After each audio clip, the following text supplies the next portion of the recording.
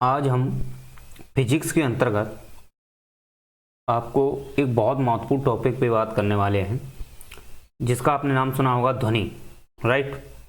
तो जैसा कि मैं आपको बताना चाहूँगा कि जो ध्वनि है ये एक प्रकार की क्या होती है, तो हम कह सकते हैं कि ये एक प्रकार की तरंग है।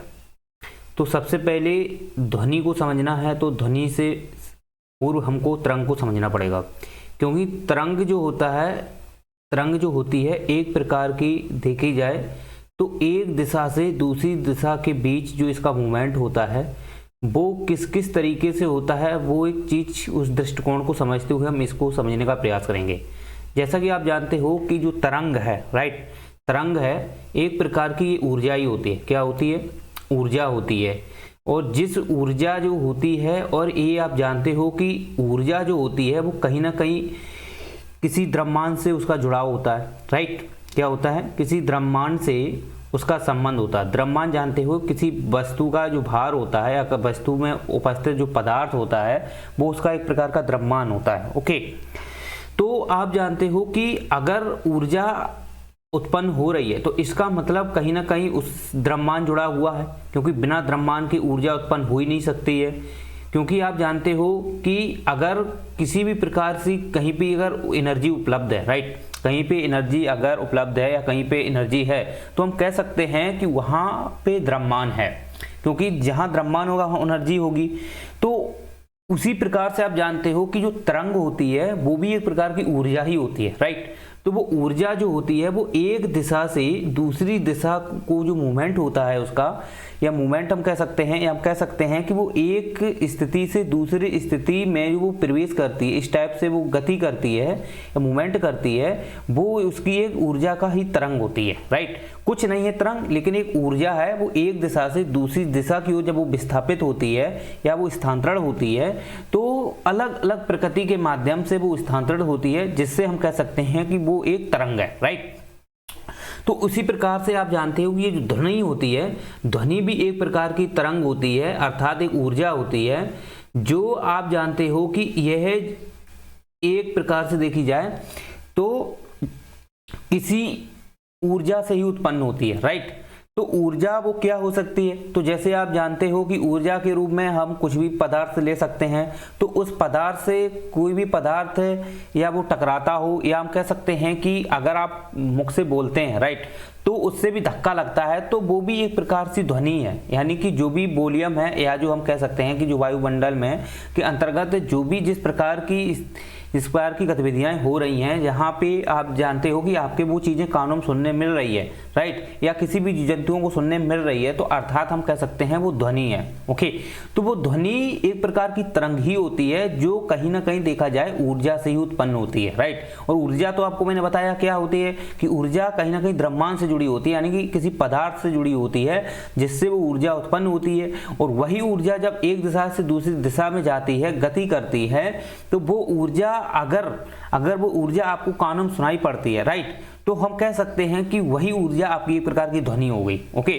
ध्वनि कोई अलग से नहीं होती है, एक प्रकार की ऊर्जा ही होती है। वो ऊर्जा जब एक दिशा से दूसरी दिशा की ओर विस्थापित होती है, या किसी व्यक्ति को या किसी जीव को वो सुनाई पड़ती है, तो हम कह सकते हैं कि वो एक प्रकार की ऊर्जा ध्वनि के रूप में उसको सुनाई दे रही है। तो हम कह सकते हैं कि ऊर्जा क्या है? एक प्रकार की ध्वनि है। और ध्वनि जो होती है वो तरंग के माध्यम से जाती है, अर्थात तरंग का मतलब है कि यहाँ से आप अगर यहाँ देखना चाहते हो, राइट, तो यहाँ से यहाँ जाने में आप जानते हो कि जो ऊर्जा है, राइट, तो ऊर्जा है, तो यहाँ से यहाँ जाने में जो ए स्थान से बी स्थान पर वो अगर स्थानांतरण कर रही है, तो उसको इसका मतलब ये है कि वो यहाँ से यहाँ तक जाने के फलस्वरूप वो अपनी दिशा किस टाइप से करती है और किस टाइप से के माध्यम से वो प्रवेश करती है, वो उसकी अलग अलग प्रकृति होती है, राइट। जैसे कि आप जानते हो कि ध्वनि को समझने से पहले हम एक चीज और समझना चाहेंगे।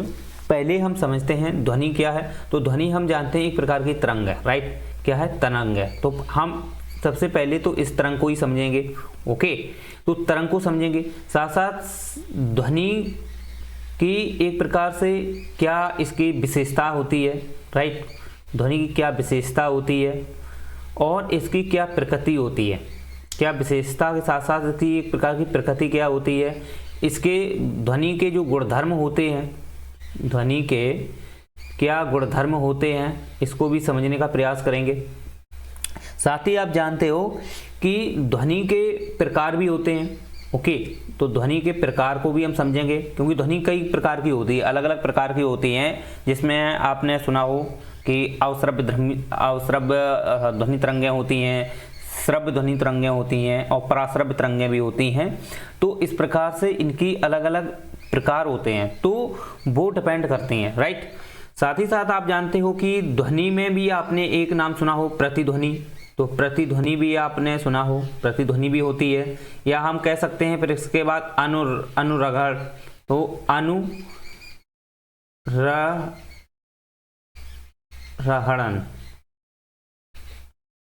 अनुरणन भी होता है, राइट। इसको अनुहरण भी कहते हैं, कभी कोई अनुरणन या अनुहरण इस टाइप से उसका नाम होता है, आप समझ सकते हो। और इसके बाद ध्वनि भूम होती है, ध्वनि भूम, या हम कह सकते हैं जो प्रघाती तरंगें होती हैं एक प्रकार से, ये भी बहुत ही तीव्र होती हैं, राइट। तो इनको भी समझेंगे। तो आप जानते हो कि हमारा आज जो लेक्चर है इसके अंतर्गत हम इस ध्वनि की जो भी मूल प्रकृति है, राइट, तो उसके संदर्भ में जितने भी हम तथ्यात्मक जो जानकारी है उसको हम पूर्ण रूप से समझने का प्रयास करेंगे। तो इससे क्या हो जाएगा कि हमारा जो लेक्चर है वो पूरा कंप्लीट तैयार हो जाएगा, और इससे आपको भी नॉलेज, एक बहुत अच्छी से जानकारी भी उपलब्ध हो जाएगी। तो आप जानते हो कि मैंने आपको, जैसा कि मैंने आपको बताया कि जो तरंग होती है, राइट, तो ये जो तरंग है एक प्रकार की क्या है, एक प्रकार की ऊर्जा होती है, यानी कि एनर्जी होती है, एनर्जी बेस से होती है। तो आप जानते हो कि जब ये एनर्जी क्या करती है, ए स्थान से बी स्थान पर जब ये जाती है, राइट, ए स्थान से जब बी स्थान पर जाती है तो ये अलग अलग तरीके से जाती है, राइट। क्योंकि आप जानते हो कि अगर ए स्थान से बी स्थान के बीच अगर हम इस तरंग को हम विस्थापित करना चाहते हैं या विस्थापित होती है, तो वो क्या करती है कि वो आगे जो भी इसके इस टाइप से जाती है, राइट, तो इस टाइप से जाने की वजह से क्या होती है कि ये ऊर्जा का एक रूप है जो कणीय प्रकृति होती है, राइट। तरंग क्या होती है, एक प्रकार की कणकीय होती है, कणीय रूप होती है, यानी कि कण की भांति काम करती है। क्या होती है, कण होते हैं, मतलब तरंग में भी एक प्रकार की ऊर्जा के कण होते हैं, और वो कण जो होते हैं कि ये जब वो विस्थापित होते हैं एक दिशा से दूसरी दिशा में, तो इस टाइप से मूवमेंट करते हैं, राइट, इस टाइप से, अर्थात एक अणु जो है वो दूसरे अणु को ऊर्जा देगा, वो दूसरा अणु तीसरी अणु को ऊर्जा देगा, तीसरा अणु चौथा ऊर्जा देगा, या चौथा अणु इसको एनर्जी देगा, और इसको ये इसे देगा, ये इसे देगा, इस टाइप से मतलब एक चालन, जैसे आप जानते हो कि जो चालन गति होती है, राइट, तो चालन गति के माध्यम से आप जानते हो कि जो इसकी जो तरंग होती है, इसकी जो चाल होती है वो चालन गति के माध्यम से आप जानते हो कि अणुओं की जो भी वायुमंडल में जो अणु होते हैं, राइट, तो आप जानते हो जो वायुमंडल में जो अणु होते हैं, तो इस अणुओं के माध्यम से ही ये टकराती हुई क्या करती है, इसकी चाल ये चलती है, राइट। क्या वायुमंडल में जो भी गैस के अणु हों या धूल मिट्टी कण इनके जो अणु होते हैं, तो आप जानते हो कि अगर किसी भी पदार्थ से अगर एनर्जी उत्पन्न हो रही है, राइट, तो वो तरंग के रूप में इन अणुओं से टकराती हुई वो क्या है, एक स्थान से दूसरे स्थान की ओर विस्थापित करती है। तो हम कह सकते हैं तरंग एक प्रकार की क्या होती है, एक ऊर्जा का ही रूप होती है जो एक दिशा से दूसरी दिशा में कई अलग अलग प्रकार के माध्यम से कणकी के रूप में वो विस्थापित होती है, उसे हम तरंग कहते हैं, राइट। तो आप जानते हो कि ये जो ए से अगर बी से स्थापित हो रही है, तो निश्चित तौर में अगर वो यहाँ का जो अणु है, राइट, तो वो डायरेक्ट यहाँ पे नहीं जाएगा, नहीं, क्यों डायरेक्ट यहाँ पे नहीं जाएगा, अगर वो डायरेक्ट जाएगा तो एक प्रकार से जानते हो निर्वात हो जाएगा। तो आप जानते हो कि निर्वात में आप अगर हम बोला जाए तो निर्वात में जो तरंग की जो ध्वनि हो या तरंग हो या उसकी जो चाल होती है वो शून्य होती है, राइट, क्योंकि उसे कोई भी प्रकार का माध्यम नहीं मिलता है। तो निर्वात में ध्वनि जो होती है वो जीरो होती है, अर्थात शून्य होती है, क्योंकि उसे किसी प्रकार का माध्यम नहीं मिलता है। जबकि वायुमंडल में अगर आप देखेंगे तो निश्चित रूप से यहाँ पर जो गैस के अणु पाए जाते हैं या कण के रूप में अणु पाए जाते हैं, तो इसके माध्यम से एक अणु से दूसरी अणु के बीच वो टकराता हुए चलते हैं, राइट। तो इस प्रकार से उनकी जो दिशा होती है वो एक प्रकार से देखी जाए तो क्षैतिज रूप में इस टाइप से चलते हैं। अब बात ये आ जाती है कि ये जो अणु यहाँ से चल रहे हैं, तो ये एक स्थान से दूसरे स्थान पर जो विस्थापित हो रहे हैं, तो विस्थापित होने की इसकी अलग अलग तरीका भी होता है, राइट। ऐसा नहीं है कि हर एक जगह समान हो, लेकिन आप जानते हो ये जो डिपेंड करेगा वहाँ के वायुमंडल पे डिपेंड करती है, राइट। वहाँ पे जो वायुमंडल होता है, तो वायुमंडल में आप जानते हो कहीं कहीं पे दाब अधिक हो जाता है, राइट, ताप अधिक होता है। तो जहाँ पे टेम्परेचर अधिक होगा, राइट, सुनना ध्यान से, जहाँ पे टेम्परेचर या दाब प्रेशर ज़्यादा होता है तो वहाँ पर अगर आप देखोगे तो ये जो ध्वनि की जो चाल है, राइट, ध्वनि की जो चाल है वो कम हो जाती है, राइट, कम हो जाती है। क्योंकि आप जानते हो कि सबसे ज़्यादा प्रेशर रहता है, तो अधिक तापमान अधिक टेम्परेचर की होने की वजह से तो वहाँ पे आप देखोगे कि ध्वनि की जो चाल है वो कम हो जाती है। तो आप देखना, अगर आप ये चीज़ खोजिए, आप फिजिकली अपना सकते हैं। जैसे ज़्यादा से ज़्यादा अगर धूप निकली हो, राइट, बहुत ज़्यादा तापमान हो, गर्मियों में आप देखते हो, तो गर्मियों में अगर आप किसी को बुलाते हो या तेज चिल्लाते हो तो उस व्यक्ति को आवाज़ को पहुंचने में बहुत टाइम लगता है, राइट। क्योंकि आप जानते हो कि वहाँ वो व्यक्ति जो बैठा है तो वहाँ तक पहुँचने में टाइम लगने का एक रीज़न यही है कि आप जानते हो कि ऑलरेडी जो अणु हैं, राइट, जो वायुमंडल में अणु होते हैं वो निश्चित रूप से पहले से ही क्या होते हैं, गर्म होते हैं। अब वो गर्म अधिक पहले से ही होते हैं, तो अगर आप जो ऊर्जा भेज रहे हो, राइट, आप जो बोल रहे हो, आपकी जो एनर्जी जो भेज रहे हो, इससे टेम्परेचर से कम हो जाती है, इससे तुलना में कम हो जाती है।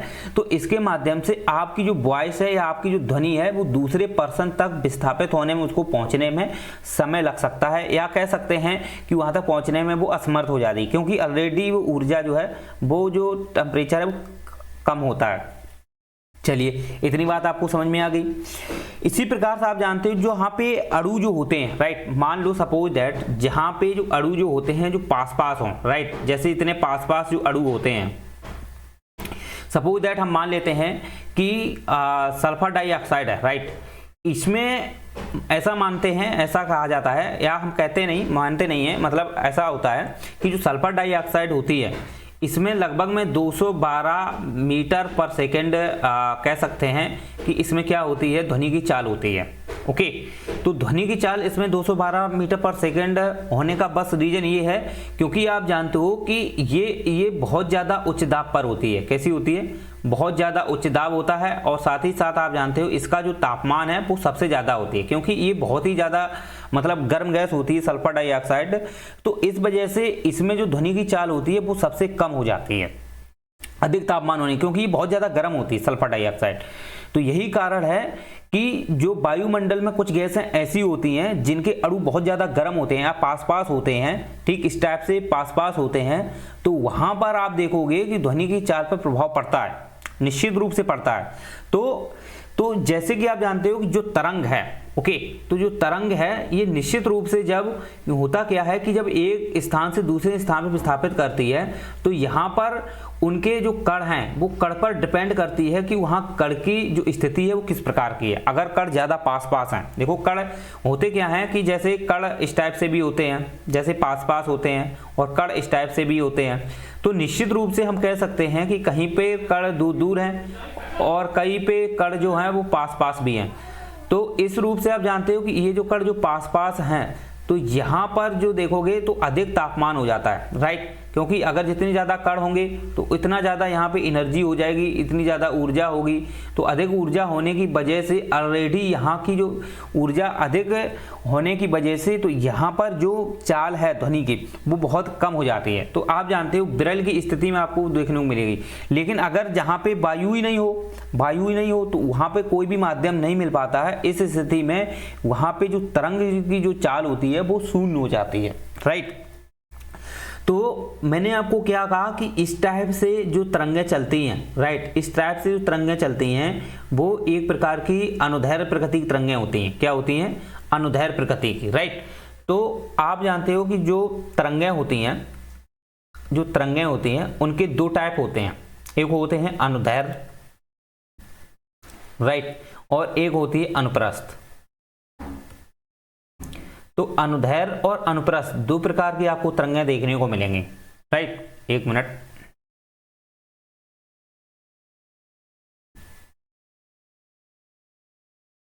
चलिए। तो अनुप्रस्थ तरंगें और अनुदैर्ध्य तरंगें ये दो प्रकार की होती हैं। तो आप जानते हो कि जो अनुदैर्ध्य जो तरंग होती है, राइट, जो अनुदैर्ध्य तरंग होती है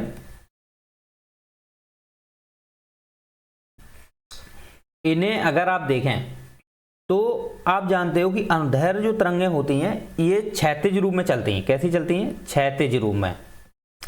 क्षैतिज रूप में मतलब एक प्रकार से ये सीधी दिशा में चलती हैं इस टाइप से, यानी कि ए से अगर हम बी दिशा में अगर ये तरंग जा रही तो ये एक प्रकार से इस टाइप से चलती है, धक्का लगा के इस टाइप से, ओके, इस टाइप से। अर्थात इसके ध्वनि की चाल हम कह सकते हैं, या हम कह सकते हैं तरंग की जो दिशा है, तरंग की दिशा जो होती है वो किसके इक्वल होती है? एक प्रकार से कह सकते हैं कि जो कंपन है, यानी कि जो भी तरंग के जो कंपन है उसके समान होती है। यानी कि तरंग के जो कंपन होते हैं, यानी कि जो कण हैं, यहाँ पे जो भी एनर्जी के जो कण होते हैं, यानी कि तरंग से जो उत्पन्न जो एनर्जी होती है उसके जो कण से टकराती हुई चलती है, तो उसके जो कण होते हैं वो उसकी दिशा में ही चलते हैं। कैसे होते हैं? उसकी दिशा में ही चलते हैं। यानी कि तरंग की दिशा और कंपन की दिशा, यानी कि कण जो कंपन करते हैं तो उनकी जो दिशा होती है वो उसके क्षैतिज होती है। यानी कि क्षैतिज का मतलब है इस प्रकार से सीधी रेखा में ही ये चलते हैं, ओके। इस प्रकार से ये सीधी रेखा में ही चलते हैं। तो हम कह सकते हैं कि यहाँ पे जो तरंग होती है, तो जैसे कि ध्वनि तरंग है, राइट, तो ध्वनि तरंग एक प्रकार की कौन तरंग होती है? अनुदैर्घ्य तरंग होती है। तो ध्वनि तरंगें आप जानते हो कि जो जब ध्वनि तरंग जब हम बोलते हैं तो आप जब वॉइस निकालते हो तो आप क्या कीजिए, आप मुख के आगे अपना हाथ लगाइए और आप बोलिए, तो आपको धक्का सा लगता है। तो इसका मतलब है कि यहाँ पे आपके वायुमंडल में बात एनर्जी मतलब तापमान है, तो आप जैसे ही को बोलते हो तो यहाँ पे जो उपस्थित कण होते हैं तो ये आपको इस टाइप से आगे बढ़ते हुए चलते हैं, राइट, इस टाइप से आगे बढ़ते हुए चलते हैं। तो हम कह सकते हैं कि तरंग की जो दिशा है वो कैसी होती है? सीधी रेखा में होती है, सीधी, राइट। और साथ ही साथ जो भी आपने वॉइस निकाली है, ठीक, तो इसके जो तरंग के जो कण होते हैं, यानी कि तरंग के जो कंपन करने की कण होते हैं वो भी उसी की दिशा में ही मूवमेंट करते हैं, राइट। तो इस प्रकार से हम कह सकते हैं कि अनुदैर्घ्य प्रकृति की जो तरंगें होती हैं वो निश्चित रूप से कैसी होती हैं? पहली तो बात वो क्षैतिज होती हैं, दूसरी उनकी तरंग की जो दिशा होती है और कंपन की दिशा होती है वो सेम ही डायरेक्शन में होती है, ओके। तो हम कह सकते हैं इसके एग्जाम्पल क्या ले सकते हैं कि जो ध्वनि की तरंगें होती हैं, ध्वनि की जो तरंगें होती हैं वो एक प्रकार से क्या होती हैं? अनुदैर्घ्य प्रकृति की ही तरंगें होती हैं, राइट। कैसी होती हैं? अनुदैर्घ्य प्रकृति की ही तरंगें होती हैं। वैसे अनुदैर्घ्य तरंगें में कई अलग अलग वैसे और भी आपको देखने को मिल जाएंगे, जैसे भूकंप की तरंगें, उसमें भी कुछ तरंगें होती हैं जो आप जानते हो, एस वेग, पी वेग, एल वेग, इस प्रकार की जो तरंगें होती हैं, तो उसमें भी कुछ तरंगें जो होती हैं वो भी आपको अनुदैर्घ्य प्रकृति की तरंगें, क्योंकि उसमें से भी वॉइस निकलती है, राइट, उसमें भी आवाज़ निकलती है। तो उसमें आवाज़ जो भूकंप की जो तरंगें होती हैं तो उसमें अगर आप देखोगे कि जब आप आवाज उसमें निकलती है, राइट, तो निश्चित रूप से प्रघाती तरंगें उसमें उत्पन्न होती हैं। जैसे भूकंप है तो उसमें एकदम तेज आवाज निकलती है, तो उसमें जो प्रघाती तरंगें जो होती हैं तो वो एक प्रकार की अनुदैर्घ्य प्रकृति की हैं, क्योंकि वो भी ध्वनि तरंगें होती हैं, प्रघाती तरंगें, तो निश्चित रूप से वो भी एक अनुदैर्घ्य प्रकृति की तरंगें हैं। तो हम कह सकते हैं भूकंप में जो भूकंप से या ज्वालामुखी से, विस्फोट से जो तरंगें जो उत्पन्न होती हैं वो भी एक प्रकार की अनुदैर्घ्य प्रकृति की ही तरंगें होती हैं। लेकिन हम सारी तरंगें उसमें नहीं कह सकते हैं, कुछ तरंगें ऐसी भी होती हैं, अनुप्रस्थ तरंगें भी हो सकती हैं, क्योंकि आप जानते हो कि बहुत वहाँ पे जो विस्फोटक होते हैं, यानी कि पृथ्वी के अंदर जो विस्फोट होता है तो निश्चित रूप से उसमें अलग अलग टाइप की दिशा होती है, क्योंकि आप जानते हो कहीं पे द्रव होता है, कहीं पे ठोस होता है, तो इस वजह से वहां पे जो तरंग हैं उन पर प्रभाव पड़ता है। तो इससे वो तरंगें जो होती हैं वो एक सीधी रेखा में न चल करके वो हो सकता है उसमें स्थिति थोड़ा चेंजमेंट हो जाए, राइट। तो उस स्थिति में वो अनुप्रस्थ तरंगें भी उसमें मिल सकती हैं। तो हम कह सकते हैं कि उसमें दोनों टाइप से तरंगें होती हैं। लेकिन आप जानते हो कि मैंने एग्जांपल में आपको ध्वनि तरंग दिया है, जैसे भूकंप से उत्पन्न जो तरंगें होती हैं वो भी एक प्रकार की अनुदैर्घ्य प्रकृति की तरंगें होती हैं। ज्वालामुखी में विस्फोट में भी तरंगें होती हैं, वो भी आपको इसमें मिल जाएंगी। तो उम्मीद करते हैं आपको अनुदैर्घ्य प्रकृति की जो तरंगें होती हैं वो आपको समझ में आ गई, राइट। चलिए अब हम बात करते हैं जो सॉरी जैसे कि अब अनुप्रस्थ तरंगें की अगर हम बात करें तो अनुप्रस्थ जो तरंगें होती हैं, राइट, अनुप्रस्थ जो तरंगें होती हैं इनकी विशेषता कुछ अलग ही टाइप की होती है। इनकी अगर हम विशेषता देखें तो ये कुछ भिन्न ही होती हैं, क्योंकि आप जानते हो कि जैसे एक ये तालाब है, राइट, तो ये जैसे तालाब है, तो इस तालाब में जैसे आप ये पत्थर यहाँ मारते हो, राइट, यहाँ क्या करते हो, पत्थर मारते हो, तो जैसे पत्थर मारते हो तो यहाँ पर जो तरंगें उत्पन्न होंगी तो वो इस टाइप से उत्पन्न होती हैं, राइट, किस टाइप से, इस टाइप से। तो इस टाइप से अगर आप देखोगे तो ये तरंगें यहाँ पे उत्पन्न होती हैं। और आप जानते हो ये तरंगें जो होती हैं, ये तरंग जो आप देखोगे, वैसे तो तरंग इसमें अगर आप तरंग की दिशा देखोगे तो वो सीधी ही होती है, क्योंकि तरंग तो इस टाइप से चलती है। तरंग हमेशा याद रखना, तरंग सीधी दिशा में ही चलती है, लेकिन उसमें उपस्थित जो कण होते हैं, राइट, उसमें जो कण होते हैं उनका जो कंपन है वो क्षैतिज या लंबवत हो सकता है, राइट, कैसा हो सकता है, क्षैतिज या लंबवत हो सकता है। तो आप देखोगे कि ये जो तरंग है, अनुप्रस्थ तरंग जो होती है, इसमें आप जानते हो कि जैसे कि पानी में अगर कोई आप पत्थर मारते हो तो इस पत्थर में मारने से आप जानते हो कि पानी जो हिल हिल के चलता है, कैसे चलता है, इस टाइप से चलता है, राइट। तो इस टाइप से पानी जब हिल हिल के चलेगा तो ये निश्चित रूप से आप जानते हो कि ये जो ऊर्जा, ये तरंग की जो ऊर्जा है, यहाँ पे जो आप देखोगे इस टाइप से जो कंपन है, राइट, इस टाइप से जो इसका कंपन हो रहा है, तो ये यहाँ से अधिकतम ये विस्थापित हो रहा है ऊपर 90 डिग्री, राइट, इस टाइप से। तो आप देखोगे कि यहाँ से यहाँ तक जाती है इस टाइप से 90 डिग्री। तो वैसे तो आप जानते हो कि तरंग जो दिशा होती है वो सीधी होती है, राइट। तो आप देखोगे यहाँ जैसे जल है तो इसमें इस टाइप से जल जाता है और निश्चित रूप से लास्ट में वो वहाँ खत्म हो जाता है जाके। तो यहाँ से यहाँ तक वो विस्थापित हो रही है, यानी कि ए से बी तक वो अगर विस्थापित हो रही है, राइट, तो यहाँ से यहाँ तक अगर वो विस्थापित हो रही है तो निश्चित रूप से वो एक सीधी रेखा में ही हो रही है, राइट, कैसी हो रही है, सीधी रेखा ही हो रही है। लेकिन इसमें जो उपस्थित जो कण की जो दिशा है वो कैसी है, वो 90 डिग्री इस टाइप से चलती है, कैसी चलती है, 90 डिग्री चलती है इस टाइप से। तो 90 डिग्री ये इस टाइप से चलती है और ये अधिकतम विस्तारित होती है, कैसी, अधिकतम। अगर जैसे जितना बड़ा तालाब होता है, राइट, तो तालाब में आप जानते हो कि यहाँ से अगर यहाँ तक अगर चल रही हैं तो इसका जो विस्तारण है अगर जितना ज़्यादा होगा तो इनकी जो चाल होती है वो शुरुआत में बहुत ही 90 डिग्री इस टाइप से चलती है, राइट, इस टाइप से चलती हैं, लेकिन जैसे जैसे दूर जाती हैं तो वो कम होती चली जाती हैं। तो लेकिन ये हम पानी की बात कर रहे हैं, ठीक है, इसकी विशेषता अलग अलग टाइप से देखने को मिल जाएगी। जैसे प्रकाश है, तो प्रकाश भी अगर आप देखोगे तो प्रकाश जो होता है ये भी एक प्रकार से ऊर्जा है, राइट, क्या है, ये भी एक प्रकार का ऊर्जा है। तो ये भी अगर जब ये चलता है, राइट, ये भी जब चलता है तो आप जानते हो कि अगर ये जब वायुमंडल प्रवेश करता है निर्वात में तो ये सीधा दिशा में चलेगा। जब ये वायुमंडल में जब ये प्रवेश करता है तो निश्चित रूप से ये क्या करता है, वायुमंडल में इसकी जो दिशा हो जाती है वो भी एक प्रकार की अनुप्रस्थ टाइप से हो जाती है, यानी कि अनुप्रस्थ इस टाइप से, राइट, इस टाइप से हो जाती है। तो आप देखते हो कि इसकी जो चाल हो जाती है यहाँ पे वायुमंडल में प्रकाश की, वो अनुप्रस्थ प्रकृति की हो जाती है। तो कहीं कहीं पे ये सीधा भी चलता है जैसे निर्वात में, और यहाँ पे तो यहाँ पे प्रकाश के बारे में हम नहीं पढ़ाएंगे अभी, क्योंकि यहाँ डी ब्रोगली आपने सिद्धांत पढ़ा उसमें दोनों प्रकार से दिया गया है। लेकिन आइंस्टीन ने, जो अल्बर्ट आइंस्टीन से, उन्होंने इस टाइप से उन्होंने कहा था कि जो भी चाल है वो इस टाइप से चलती है, राइट, जैसे प्रकाश की चाल है, या हम कह सकते हैं जल की, पानी की चाल है। और भी आप जानते हो कि जैसे चुंबकीय तरंगें हैं, राइट, तो चुंबकीय जो तरंगें होती हैं वो भी एक प्रकार की अनुप्रस्थ तरंगें ही होती हैं, ठीक, जैसे चुंबक है, राइट, तो चुंबक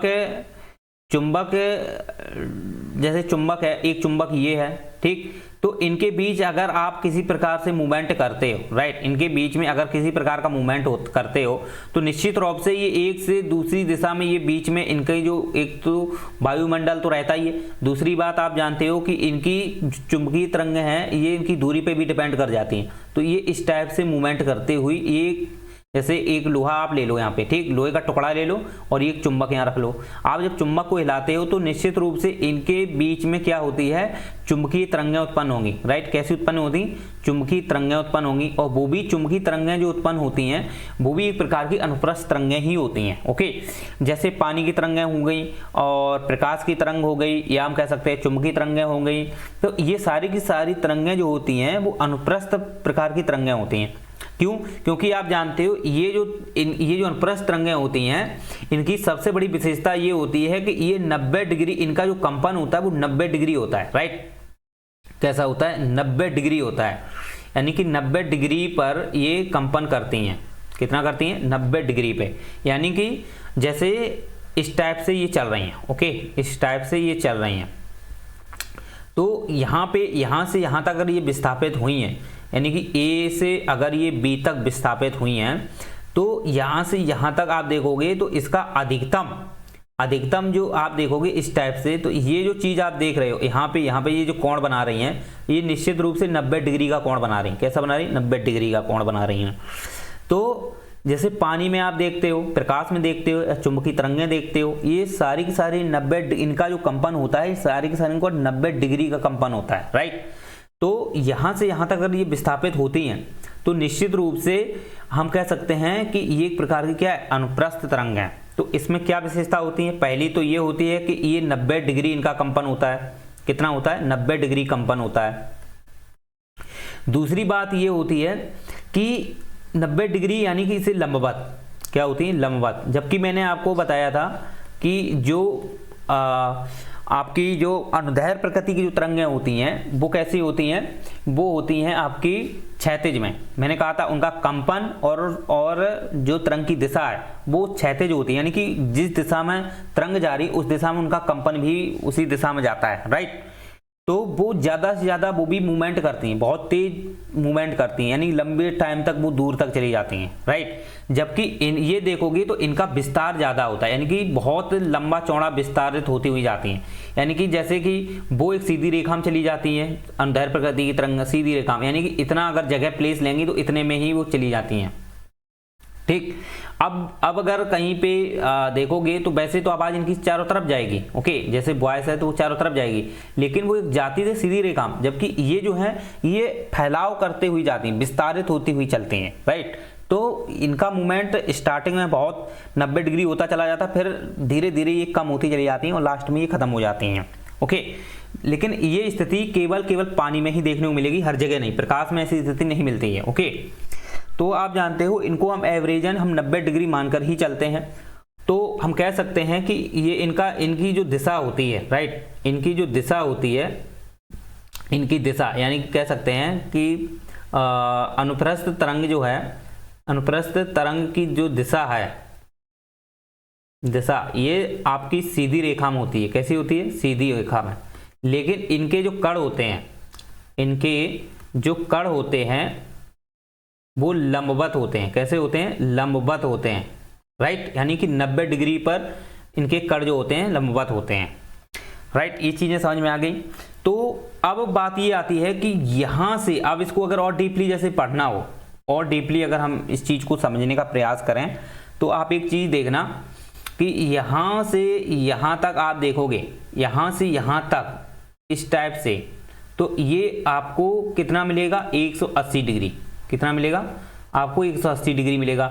और इसके बाद आप ये देखोगे यहां से यहां तक, यहां से यहां तक आप देखोगे, यानी कि एक कंपन अगर जब पूरा होता है, राइट, एक कंपन जो पूरा आप देखोगे तो वो लगभग में 180 डिग्री इधर होगा और 180 डिग्री ये इधर होगा, यहां से यहां तक, राइट। लेकिन ये इस साइड भी हो सकता है, कोई प्रॉब्लम नहीं है। लेकिन आप देखोगे कि कोई भी चीज अगर कंपन करती है तो वो पीछे साइड नहीं करती, आगे साइड ही करेगी। पीछे साइड भी कर लेती है, वो डिपेंड करती है। जैसे प्रतिध्वनि है तो प्रतिध्वनि में आप जानते हो बैक साइड भी हो जाती है, जबकि सामान्य ध्वनि जो होती है उस स्थिति में आप देखोगे कि इसकी जो चाल रहेगी वो आगे की साइड में रहेगी, राइट। तो इस वजह से आप जानते हो कि यहां से यहां तक आधा कंपन हो गया, यहां से यहां तक ये पूरा कंपन हो गया। तो आप जानते हो कि यहां से यहां तक जैसे ये चाल चली, तो ये पूरी की पूरी इसकी क्या कहलाती है? ये कहलाती है तरंगदैर्घ्य। क्या कहलाती है? तरंगदैर्घ्य। तो तरंगदैर्घ्य क्या है? एक कंपन पूरा जो होता है, राइट, एक कंपन जो पूरा होता है वो उसका एक तरंगदैर्घ्य है।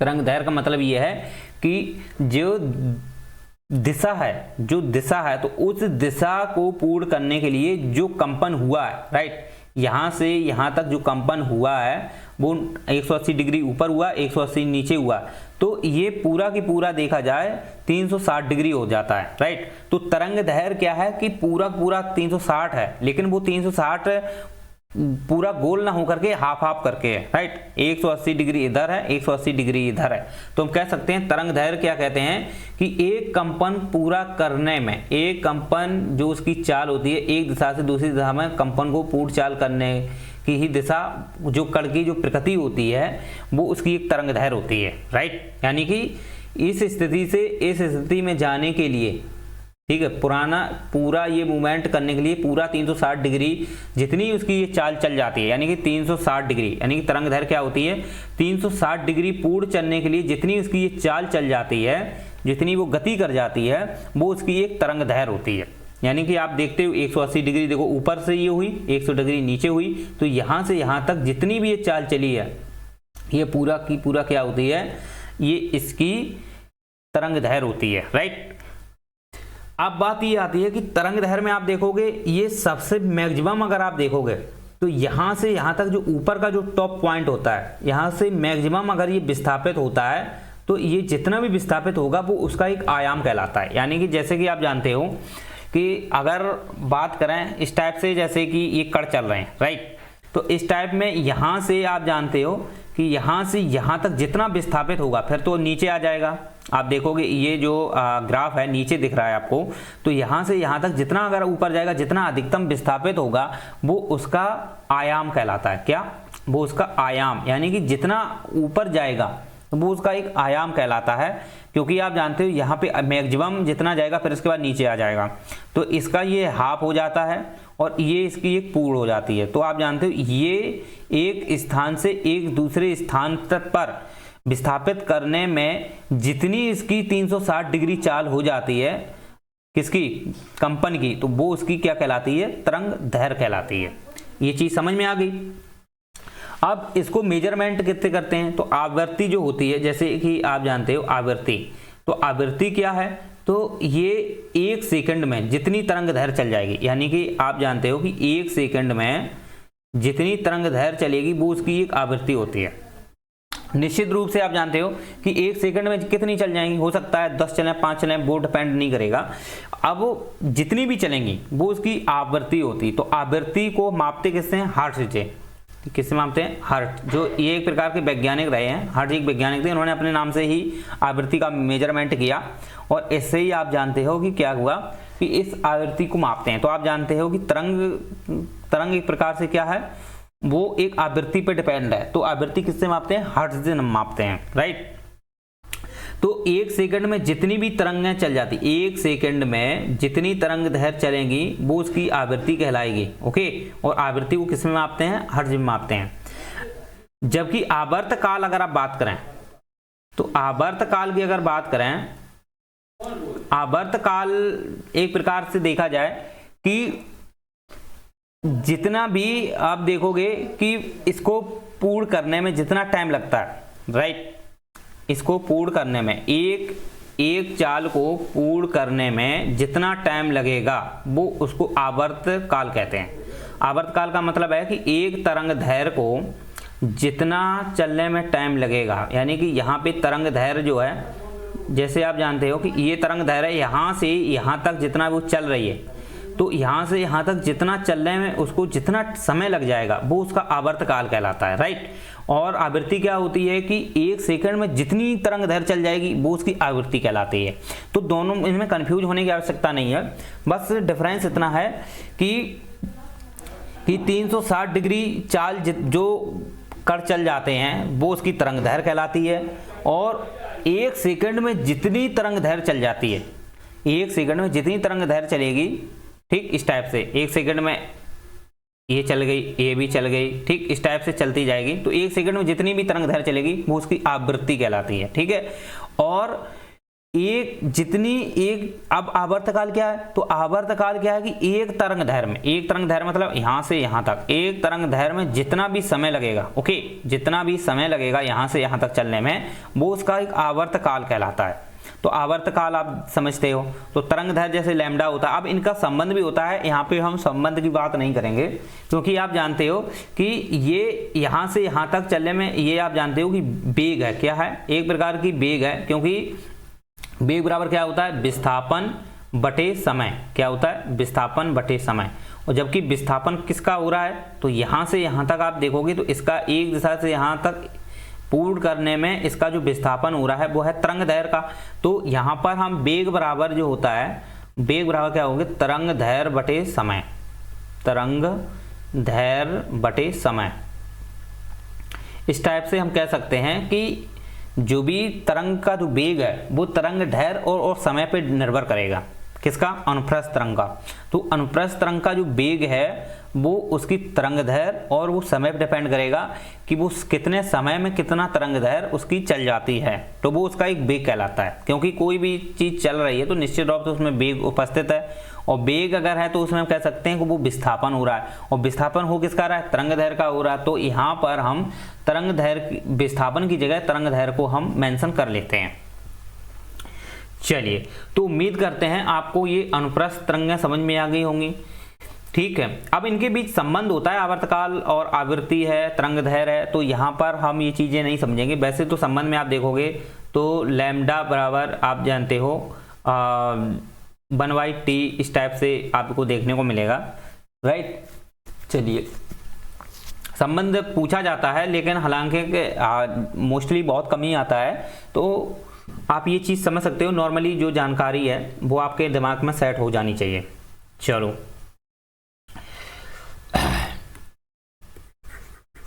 अब हम बात करेंगे कि ये तो तरंग की बात हो गई कि तरंगें क्या क्या होती हैं, कैसे मेजरमेंट होता है, कैसे काम करती हैं।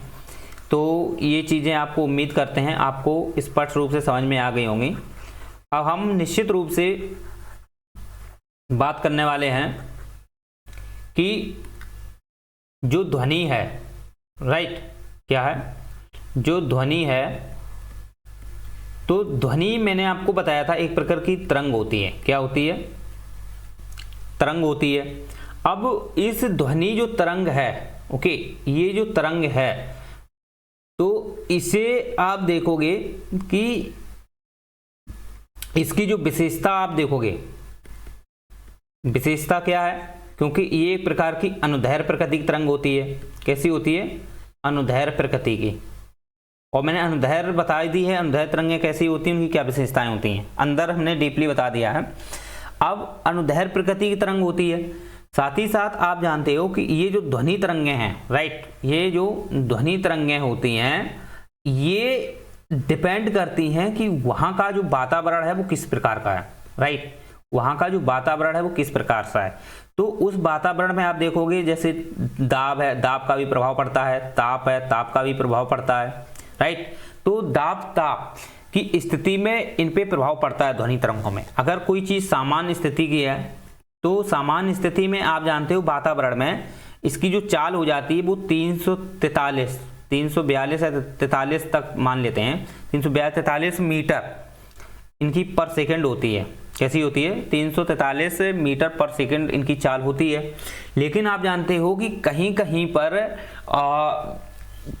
ध्वनि देखा जाए तो डिपेंड कर जाती है, कहीं कहीं पर अगर दाब ज़्यादा है, दाब ज़्यादा है, तो उस स्थिति में आप देखोगे अधिक ताप दाब होने की वजह से जो ध्वनि की जो चाल होती है, राइट, ध्वनि की जो चाल होती है वो क्या हो जाती है, कम हो जाती है, राइट। जैसे मैंने एग्जांपल दिया था, सल्फर डाइऑक्साइड है, तो सल्फर डाइऑक्साइड में ध्वनि की चाल है वो सबसे कम होती है, ध्वनि की चाल सबसे कम होती है, 212 मीटर पर सेकंड होती है, राइट। कैसी होती है, ध्वनि की चाल 212 मीटर पर सेकंड होती है, राइट। जबकि अगर आप देखोगे तो ये ठोस द्रव गैस में सब में इसकी चाल जो होती है वो अलग अलग होती है। अभी हम आपको वो क्लियर कर देंगे कैसे होती है, राइट। अब बात ये आ जाती है कि जो आप देखते हो ध्वनि में के जो गुणधर्म हैं, राइट, मैंने आपको बताया था कि ध्वनि के जो गुणधर्म हैं, मैंने आपको लिखाया था ध्वनि के गुणधर्म, एक मिनट, ध्वनि के जो गुणधर्म हैं इसमें क्या क्या होता है, परावर्तन भी होता है, राइट, परावर्तन है, अपवर्तन भी होता है और विवर्तन भी होता है, ओके। तो ये परावर्तन, अपवर्तन, विवर्तन, इनका टॉपिक अलग है, लेकिन हम थोड़ा ध्वनि में इसको चीज़ को थोड़ा मेजरमेंट कर लेते हैं, मेंशन कर लेंगे, समझने का प्रयास करेंगे। जैसे कि आप जानते हो कि परावर्तन, तो परावर्तन में आप जानते हो होता क्या है कि ध्वनि परिवर्तित होती, ध्वनि का परावर्तन भी होता है। यानी कि जैसे अगर आप कोई चीज़ बोलते हो, राइट, यहाँ पर अगर आप कोई चीज़ बोलते हो और आगे कोई वस्तु है, तो ये यहाँ से टकराकर उसी दिशा में ये वापस लौट जाती है, राइट। क्या होती है, उसी दिशा में जैसे ये जाएगी उसी दिशा में ये परिवर्तित हो जाती है, तो ये वापस लौट भी जाती है। ओके, जैसे आप देखना, कोई आप जैसे बोलते हो तो आप अपने आगे क्या कर लो, मुख में एक अपने आगे होता क्या है, अपने आगे क्या लगा लो, हाथ लगा लो। जैसे ही आप बोलोगे तो आपकी वॉइस में परिवर्तन होगा, राइट। हो सकता है आपके कान में थोड़ा दाब हो या कान में आपको थोड़ा और प्रेशर बढ़ जाए। आप जैसे ही बोलते हो तो आपकी वॉइस जो है वो पतली से हो जाती है, अर्थात जो आप बोलते हो उस वॉइस में डबल, एक जो आपकी एक तो वॉइस इधर से निकल रही है इस दिशा में और दूसरी इस वापस हो रही है, तो इनका आपस में जब ये टकराती हैं तो टकराने से वॉइस क्या हो जाती है, पतली हो जाती है, राइट। तो आप देखोगे कि इनका जो वॉइस का जो परावर्तन भी आपको देखने को मिलता है। तो इनके गुणधर्म यही हैं कि ये परावर्तित भी हो जाते हैं, ठीक। तो अगर पूछा जाए क्या ध्वनि परावर्तित होती है, तो हाँ अवश्य होती है। इसका अपवर्तन भी देखोगे, अपवर्तन आप देखोगे कि ये एक दिशा से अगर ये सीधी चल रही हैं, राइट, तो ये निश्चित रूप से अगर ये कोई इसको माध्यम अगर ये मिल जाता है, राइट, माध्यम मिल जाता है, और वो माध्यम कैसा है, अगर विरल है, राइट, कैसा है, विरल है या ठोस है, तो उस दिशा में इसमें परिवर्तन आपको देखने को मिल जाएगा। चलेंगी तो आगे ही, लेकिन ये हो सकता है इनकी दिशा जो है प्रभावित हो जाए या कम हो जाए या अधिक हो जाए, तो ऐसी स्थिति में उसमें अपवर्तन भी देखने को मिलेगा, राइट, अपवर्तन भी देखने को मिलेगा। मैंने आपसे कहा नहीं था कि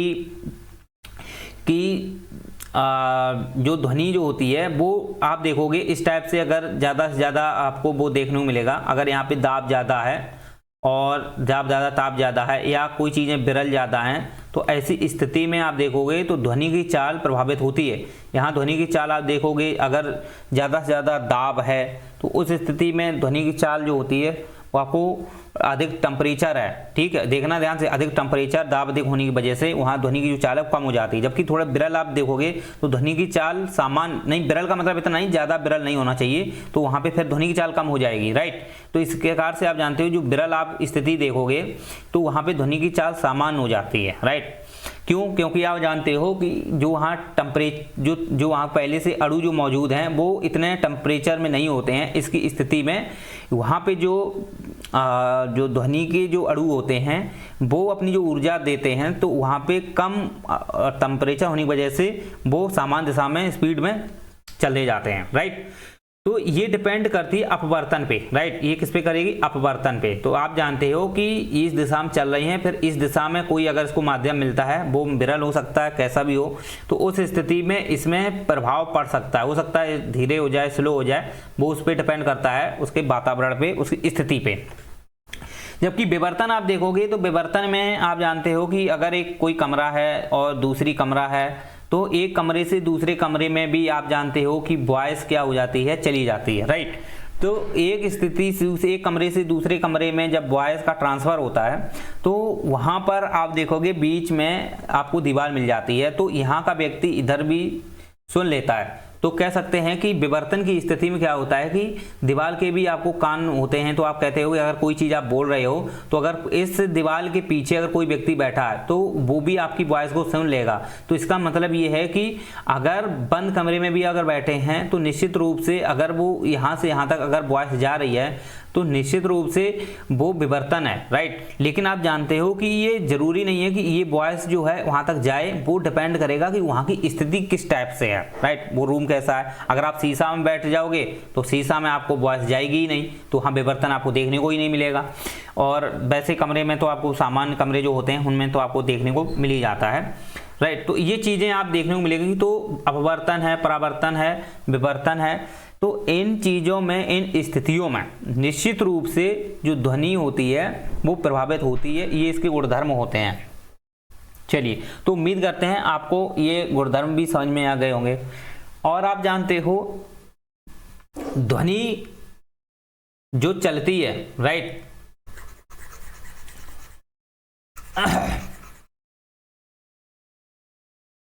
बहुत ज़्यादा नॉलेज है लेकिन आपको हम सारा नॉलेज दे देंगे जो इम्पोर्टेंट है, एग्जाम के पर्सपेक्टिव से इम्पोर्टेंट है, वो सारा नॉलेज आपको हम देंगे।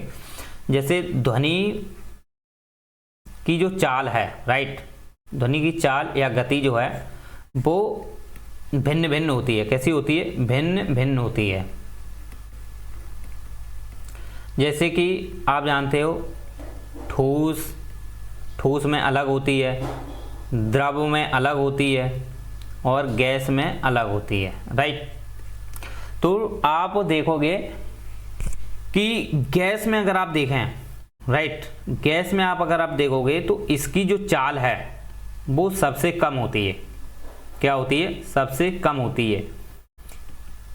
जबकि निर्वात में अगर आप देखोगे तो निर्वात में कोई भी माध्यम नहीं होता है। ओके, निर्वात में कोई भी माध्यम इनको नहीं मिलता है। तो ध्वनि की जो चाल है वो शून्य होती है, जीरो होती है। अगर आपसे एग्जाम पूछा जाए कि निर्वात में ध्वनि की चाल क्या होती है, तो जीरो होती है। अगर आप निर्वात में जाते हो, यानी कि सप्ताह मंडल के अगर आप ऊपर बहिर्मंडल में चले जाते हो तो वहां पे आपको वायुमंडल देखने को नहीं मिलता है।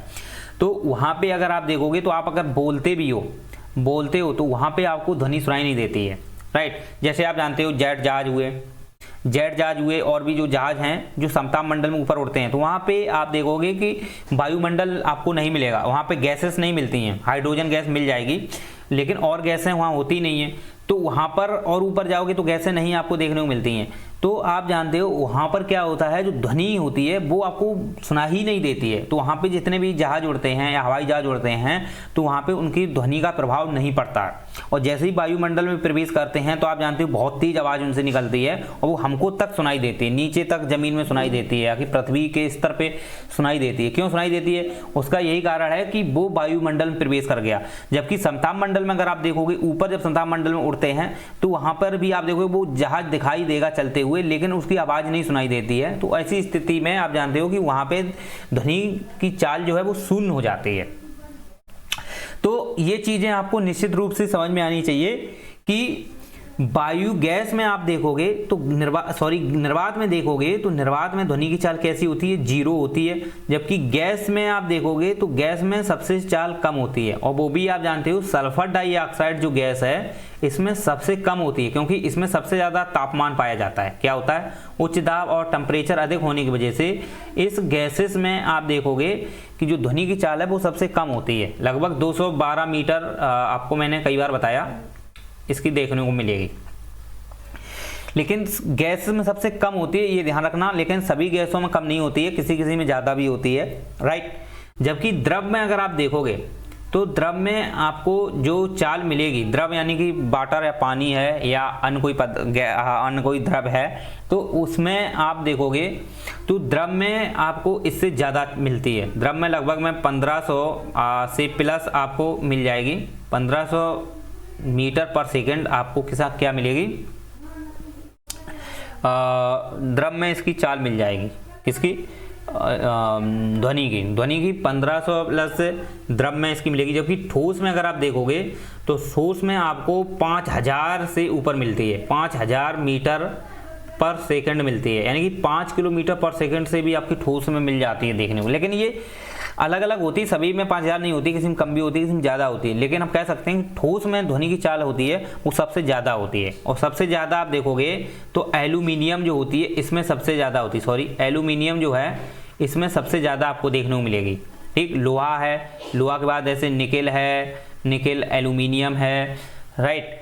और इस्पात है, इस्पात में आपको 5900 करीब मिल जाएगी, 5900 मीटर पर सेकेंड है। तो और जबकि एल्यूमिनियम में 6400 मीटर पर सेकंड मिल जाएगी। तो इस टाइप से आप जानते हो कि इनमें जो ध्वनि की चाल होती है, जो लोहे हैं, इस्पात हैं, एल्यूमिनियम है, इनमें भी चाल अलग अलग होती है। लेकिन ये ठोस होते हैं। क्या है? ये पदार्थ ठोस होते हैं, तत्व ठोस होते हैं। तो इसमें सबसे ज़्यादा ध्वनि की चाल मिलती है। समझ में आ गई? तो आपको पूछा जाए कि सबसे ज़्यादा किसमें होती है? ठोस में होती है। सबसे कम किसमें होती है? गैस में होती है। और निर्वात में जीरो होती है, राइट। तो ये ध्वनि की चाल आपको समझ में आ गई। उम्मीद करते हैं आपको स्पष्ट रूप से ये चीज़ें क्लियर कट हो गई होंगी। चलिए अब हम बात करते हैं कि इनके प्रकार क्या हैं। तो ध्वनि के प्रकार में आप देखोगे कि ये अलग अलग प्रकार की तरंगें होती हैं। कैसी होती हैं? अलग अलग टाइप की आपको ये तरंगें मिल जाती हैं, क्योंकि आप जानते हो ये कम ज़्यादा इस टाइप से आपको देखने को मिलेंगी। तो ध्वनि की जो तरंगें हैं, राइट, वो अलग अलग होती हैं। जैसे ध्वनि के प्रकार, तो ध्वनि के प्रकार में आप जानते हो पहली होती है अवश्रव्य तरंगें। अवश्रव्य तरंगें, राइट। तो अवश्रव्य जो तरंगें हैं ये बहुत ही सूक्ष्म प्रकार की वॉइस की तरंगें होती हैं। जैसे आप जानते हो कि अवश्रव्य जो तरंगें हैं इनको अगर आप देखा जाए तो ये 0 से 20 हर्ट्ज तक होती हैं। कैसे होती हैं? इनकी जो आवृत्ति होती है वो 0 से 20 तक होती है। तो 20 से 0 यानी कि ये तरंगें जो होती हैं 20 से 0 मतलब बिल्कुल अशुभ तरंगें होती हैं, बहुत ही सूक्ष्मतम, राइट। तो आप देखोगे तो 0 से 20 हर्ट्ज होती हैं और इनको सुनने के लिए आप जानते हो बहुत ही कई ऐसे जीव होते हैं जो इनको सुन लेते हैं।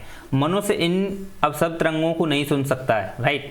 तो अवश्रव्य तरंगों को मनुष्य नहीं सुन सकता है, लेकिन आप जानते हो अवश्रव्य तरंगों को कौन सुन सकते हैं? काफ़ी जीव होते हैं, जैसे कि कुत्ता हुआ, बिल्ली है, चूहे हुए, राइट। तो कुत्ता, बिल्ली, चूहे हैं तो इन तरंगों की वॉइस को सुन लेता है। जैसे आप जानते हो थोड़ी सी भी आप धीरे से जैसे आप चलते हो, राइट, तो आपको खुद नहीं पता है कि हम चल रहे क्या है, आवाज़ नहीं सुनाई देगी, लेकिन ये कुत्ते होते हैं, बिल्ली होते हैं, ये आपकी जो अवश्रव्य तरंगें होती हैं जो निकलती हैं उनको ये सुन लेते हैं, राइट। अब अवश्रव्य तरंगें जो होती हैं तो इनको महसूस कौन करते हैं? कुत्ता, बिल्ली, चूहे ऐसे जो जीव होते हैं वो उनको महसूस कर लेते हैं, जबकि सामान्य व्यक्ति जो है वो इनको नहीं सुन सकता है। तो इस प्रकार से आप जानते हो इनकी जो ये उत्पन्न होती हैं, ये उत्पन्न आप जानते हो किसी चीज़ से टकराने से भी उत्पन्न हो जाती हैं। जैसे भूकंप है, तो भूकंप आने से पहले कुछ हलचल होती है। जैसे भूकंप है तो भूकंप आने से पहले कुछ हलचल होती है, या कोई विस्फोट अंदर जब जमीन के होता है तो उसमें कुछ हलचल होने लगती है। तो वो हलचल से जो उत्पन्न तरंगें होती हैं, राइट, हलचल से जो पहली प्राथमिक तरंगें हलचल से जो उत्पन्न होती हैं वो निश्चित रूप से अवश्रव्य तरंगें ही होती हैं। समझ रहे हो? तो अवश्रव्य तरंगें जो होती हैं भूकंप की स्थिति या भूकंप के कोई भी जैसे प्रभाव थोड़ा भी आप देखोगे तो उस स्थिति में आप जानते हो ये चीज़ें उत्पन्न हो जाती हैं। चलिए, तो उम्मीद करते हैं आपको ये चीज़ें क्लियर कट हो गई होंगी। लेकिन आप जानते हो इन्हें वैसे भी उत्पन्न किया जाता है, क्योंकि एक प्रकार से ये अल्ट्रासाउंड तरंगें ही होती हैं, तो इनको उत्पन्न किया भी जाता है। जैसे कि हम आपको बताएं पाइजो इलेक्ट्रिक प्रभाव जो होता है इनसे ये उत्पन्न की जाती हैं, पाइजो इलेक्ट्रिक प्रभाव। तो पाइजो इलेक्ट्रिक प्रभाव हुआ, कई प्रभाव हैं। पाइजो इलेक्ट्रिक प्रभाव है, जैसे मैग्नेटोस्टैटिक प्रभाव है,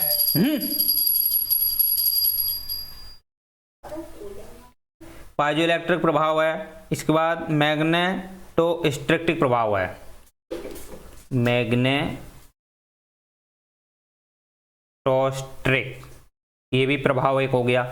ठीक, अभी इनको हम थोड़ा थोड़ा बता देंगे। यहाँ पे थर्मल प्रभाव है, ये जितने ज़्यादा इम्पोर्टेंट नहीं है, थर्मल प्रभाव है।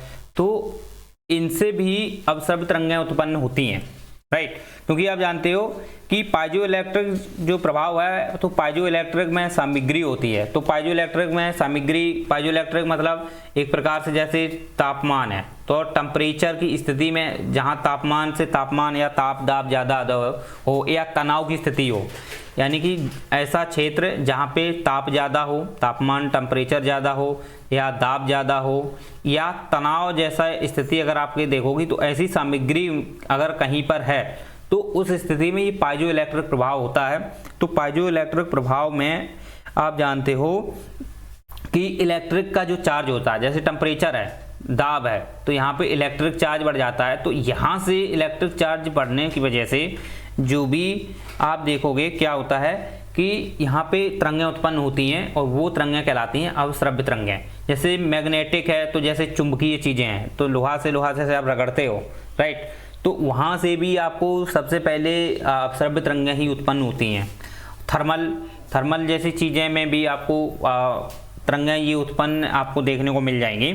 तो आप ये चीज़ समझ सकते हो, नॉर्मली पाइजो इलेक्ट्रिक है, मैग्नेटोस्ट्रिक है, ये उत्पन्न होती हैं, राइट। तो पाइजो इलेक्ट्रिक में आप जैसे क्वार्ट्ज को ले सकते हैं। क्वार्ट्ज जो देखें वो क्वार्ट्ज जो होती है, या हम कह सकते हैं लिथियम नाटोबेट हो गया और लिथियम टेंटालेट हो जाता है, ठीक, सिरेमिक हो जाता है, राइट, ये चीज़ें आप समझ सकते हैं। चलिए, तो उम्मीद करते हैं आपको ये चीज़ें क्लियर हो गई होंगी कि अवस्रव्य तरंगें होती क्या हैं और इनका आप ज़्यादातर उपयोग अगर आप देखोगे तो अवसंग तरंगें आप देखोगे तो अवसंग तरंगें बहुत अलग अलग चीज़ों में उपयोग की जाती हैं। जैसे चिकित्सा में भी उपयोग की जाती हैं। तो चिकित्सा में अवसंग तरंगें जैसे कि हृदय की जो जांच होती है उसमें भी अवसर्व तरंगें होती हैं। इसके बाद आप जानते हो किडनी है, किडनी में जांच की जाती है, उसमें आपको अवसर्व तरंगें, अल्ट्रासाउंड तरंगें आपको देखने को मिलेंगी। जैसे भी हम कोई चीज़ का अल्ट्रासाउंड कराते हैं तो उसमें भी अवसर्ग तरंगों का ही प्रयोग होता है, क्योंकि अल्ट्रासाउंड जो है एक प्रकार की अवसर्ग तरंगें ही होती हैं। इनसे क्या होता है कि इन तरंगों के माध्यम से भी हम अपने अंगों की जाँच कराते हैं, अन्य शरीरों की जो जाँच होती है वो इसी के माध्यम से कराते हैं, राइट। साथ ही साथ आप जानते हो जल का शोधन हो तो जल का जैसे हम शोधन कराते हैं, यानी कि जल की जांच कराते हैं, तो जल का शोधन है या जल का हम विभाजन कराते हैं तो उसी स्थिति में भी अवसर्ग तरंगें उत्पन्न हो जाती हैं। इसके बाद आप जानते हो कि जांच हो गई, स्कैनिंग हो गई, स्कैन वगैरह हम कोई चीज़ कराते हैं जैसे कि स्कैन, राइट, जैसे हम कोई भी PDF वगैरह स्कैन कराते हैं तो वहाँ पे भी जो तरंगें उत्पन्न होती हैं तो वो भी अवसर्ग तरंगें होती हैं, ठीक। प्रिंट वगैरह कराते हैं अवसर्ग तरंगें होती हैं। इसके बाद क्लीनिंग मतलब अपनी कोई भी जो जैसे सफाई हम करवाते हैं, क्लीनिंग में साफ सफाई जो चीज़ें हम कराते हैं उसमें भी अवसर्ग तरंगों का प्रयोग होता है। टेस्टिंग में भी आपका इसका प्रयोग होता है। तो आप इस चीज़ें देख सकते हैं। और वैसे भी बहुत सारे उपकरणों में तो यूज होती हैं। उपकरण में अगर आप जैसे लिखना चाहो तो लिख सकते हो। तो अब अवसर्ग तरंगें जो होती हैं वो बहुत सारे उपकरणों में भी आपको यूज करने को मिल जाएंगी।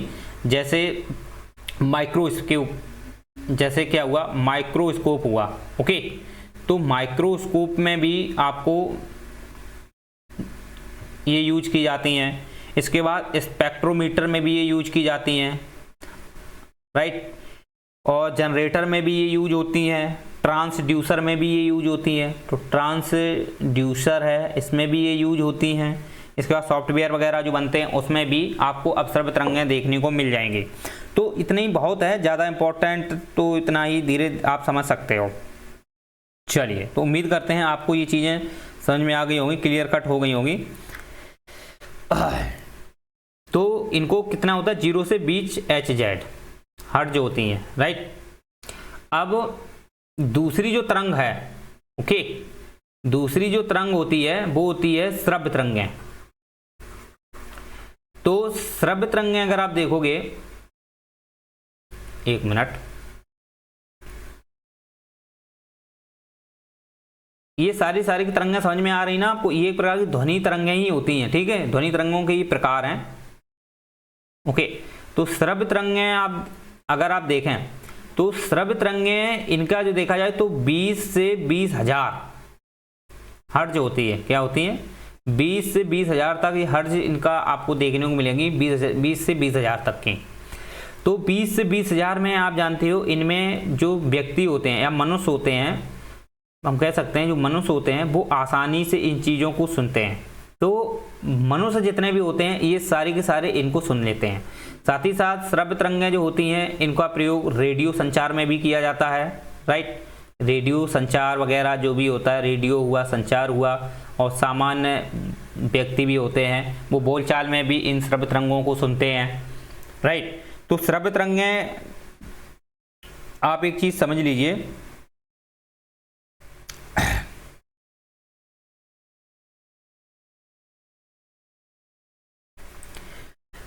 जैसे रेडियो संचार है, जैसे रेडियो संचार में आप जानते हो और रेडियो चीज़ें जो होती हैं, या हम कह सकते हैं जो भी प्रोग्राम होते हैं उसमें जो भी संचार होता है तो उसमें सारे के सारा इनका प्रयोग किया जाता है। ठीक, तो रेडियो संचार हुए, औद्योगिक क्षेत्र में भी इनका प्रयोग होता है, औद्योगिक क्षेत्र में इनका प्रयोग होता है। इसके बाद चिकित्सा क्षेत्र में भी इनका प्रयोग होता है, चिकित्सा क्षेत्र है इसमें भी इनका प्रयोग हो जाता है। राइट, चलो, तो उम्मीद करते हैं आपको श्रव्य तरंगें समझ में आ गई होंगी।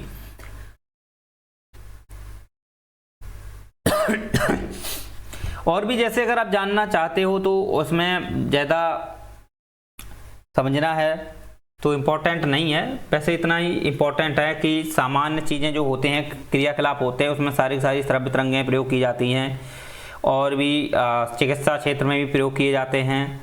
ओके, चलो, अब आ जाती हैं तीसरी पराश्रव्य तरंगें। राइट, तो पराश्रव्य तरंगें अगर आप देखोगे तो पराश्रव्य तरंगें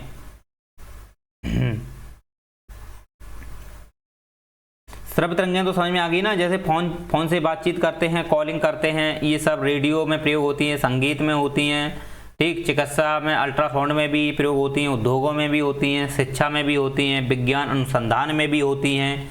ठीक, सैन्य क्षेत्र में भी होती हैं, विमान उद्योग में भी होती हैं, पर्यावरणीय ध्वनि प्रदूषण, ये सारी की सारी क्या है, श्रव्य तरंगें ही उत्पन्न होती हैं। इसके बाद पराश्रव्य तरंगें की अगर हम बात करें, पराश्रव्य जो होती हैं, ये पराश्रव्य तरंग जो होती हैं, ये एक प्रकार की, इनका जो देखा जाए, एक मिनट, 3rd नंबर की होती हैं पराश्रव्य तरंगें। पराश्रव्य तरंगें, राइट, तो पराश्रव्य तरंगें जो होती हैं ये 20,000 से लेकर के ये होती हैं 20,000 से ऊपर होती हैं, 20,000 प्लस होती हैं। राइट, तो 20,000 से ऊपर जितनी भी इनकी जो हर्ट्ज होती है तो ये होती हैं एक प्रकार की पराश्रव्य तरंगें। और इनको बहुत सारे जीव होते हैं, जैसे हाथी हुआ, चमगादड़ हुआ, ऐसे जो जीव होते हैं इन चीज़ों को आसानी से समझते हैं। ये मनुष्य के बाहर होती हैं, मनुष्य इन चीज़ों को नहीं सुन सकता है, पराश्रव्य तरंगें बहुत ही तीव्र होती हैं, तो इनको हाथी हुआ और भी जैसे हाथी और चमगादड़ हैं, इन पराश्रव्य तरंगों को सुन लेते हैं। ठीक, तो ये 20,000 से प्लस इनका हर्ट्ज होती है, यानी हर्ट्ज मतलब एक प्रकार की ये बहुत ही तेज होती हैं, मनुष्य के बाहर होती है, मनुष्य इन कानों से सुन नहीं सकता, मनुष्य साधारण अपने इन कानों से इन तरंगों को सुन नहीं सकता है, क्योंकि ये 20,000 से अधिक होती हैं और इनकी आवृत्ति बहुत ज़्यादा होती है, उच्च ऊर्जा होती है। और ये आप जानते हो इनका जो प्रयोग होता है, मोस्टली आप देखोगे तो कैंसर का जो इलाज होता है उसमें इन तरंगों का प्रयोग किया जाता है। कैंसर का इलाज है तो कैंसर का इलाज में निदान के रूप में होता है।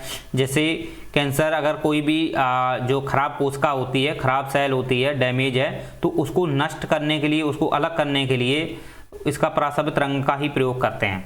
राइट, पराश्रव्य तरंग का, इसको नष्ट करने के लिए हम पराश्रव्य तरंग का प्रयोग करते हैं। इसके बाद आप जानते हो कि जो भी इंजन है, हमारे जो इंजन होते हैं उनको चेक करने के लिए भी पराश्रव्य तरंगों का प्रयोग करते हैं। ओके, इसके बाद सोनार प्रणाली है, सोनोग्राफी में भी ये प्रयोग किया जाता है, सोनोग्राफी। ओके, सोनोग्राफी में इसका पराश्रव्य तरंगों का प्रयोग होता है। साथ ही साथ आप देखोगे कि जो भी सोनार प्रणाली है, रडार है, रडार में भी इनका प्रयोग होता है, रडार से जांच करने के लिए, रडार से कोई भी अगर विमान किसी प्रकार का है तो उसकी जानकारी करने के लिए पराश्रव्य तरंगों का प्रयोग होता है। राइट, रक्त वाहिकाएं हैं, उनको भी, हमारे शरीर में जो भी रक्त वाहिकाएं हैं उसमें भी पराश्रव्य तरंगों का प्रयोग होता है। तो बहुत जगह पराश्रव्य तरंगों का प्रयोग आपको देखने को मिल जाएगा।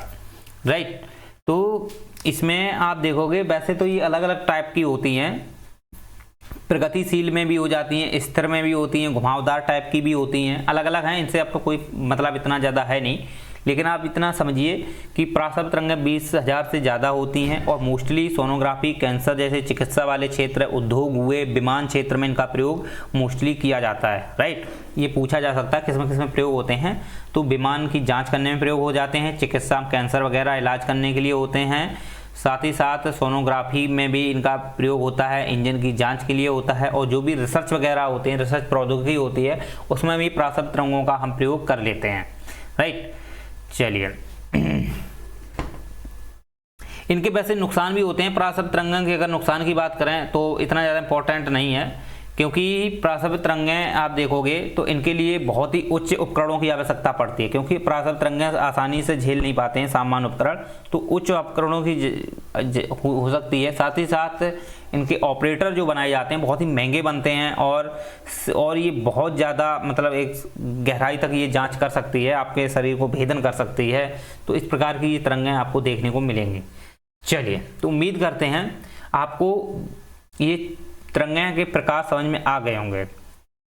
इसके बाद भी और भी एडिशनल अगर पार्ट आप देखोगे तो एडिशनल पार्ट में आपको जैसे कि प्रतिध्वनि, तो प्रतिध्वनि भी एक प्रकार की ध्वनि ही होती है।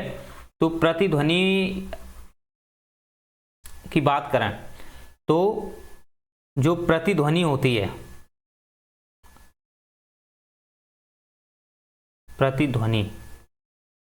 प्रतिध्वनि का मतलब वही आप समझ रहे हो कि एक प्रकार से प्रतिध्वनि आप देखोगे तो आप जानते हो कि ये एक प्रकार का ऐसा क्षेत्र होता है जहां पर कोई चीज़ बोलते हैं तो वो परावर्तित होती हैं। कैसे होती हैं? परावर्तित, यानी कि परावर्तन होता है उनका। यानी कि जैसे कि आप किसी भी एक क्षेत्र विशेष में यहाँ पर अगर ऐसे बोलते हो तो यहाँ से टकरा करके पुनः वापस आएगी, तो आपको ये यहाँ से आपको ऐसा लगेगा कि हमको अपनी वॉइस ही सुनाई पड़ रही है। कभी कभी क्या होता है, जैसे कि हम कोई भी फ़ोन से बात करते हैं तो कभी कभी लगता है कि हमारी वॉइस हमारी वापस आ रही है, तो वो स्थिति एक प्रकार प्रतिध्वनि टाइप की आपको देखने को मिलेगी। साथ ही साथ आप जानते हो कि यहाँ से आप जैसे कहीं भी अगर आप बोलते हो तो निश्चित रूप से आपकी जो वॉइस है आपको रिपीट होती दिखेगी, यानी कि वो आपकी 0.1 सेकेंड में आपको सुनाई पड़ेगी। यानी कि 0.1 सेकेंड में मतलब कि आप जानते हो कि 1 सेकेंड में से भी कम, यानी कि 0.1 सेकेंड, 0.1 सेकेंड यानी कि 1 सेकेंड का 10वां भाग, 1 सेकेंड का 1/10 भाग, अगर आपको 1/10 भाग में यानी 1 सेकेंड के 10 भाग में आपको अगर वो चीज़ सुनाई दे रही है तो वो एक प्रतिध्वनि है। राइट, यानी कि जो चीज़ आप बोल रहे हो वो आपको पुनः रिपीट होकर सुनाई दे रही है।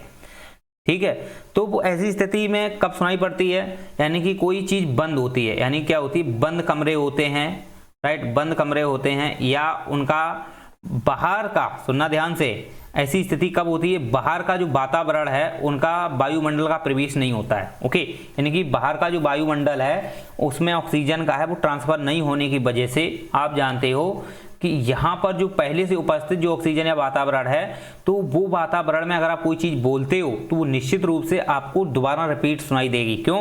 क्योंकि आप जानते हो कि यहाँ के जो अणु जो होते हैं वो आपको बाहर प्रवेश नहीं कर सकते, बाहर के अणु अंदर नहीं आ सकते और अंदर के अणु बाहर नहीं जा सकते। तो ऐसी स्थिति में यहाँ का जो भी प्रेशर है या टेम्परेचर है जो भी है वो उसी वायु पे ही डिपेंड करेगा, और उस वायु पर डिपेंड होने की वजह से आप जानते हो कि यहाँ पर जो भी आप बोलते हो वो निश्चित रूप से आपको रिपीटेड होती दिखेगी। ये 100% श्योर है, इसलिए ये कह सकते हैं कि ये प्रतिध्वनि होती है।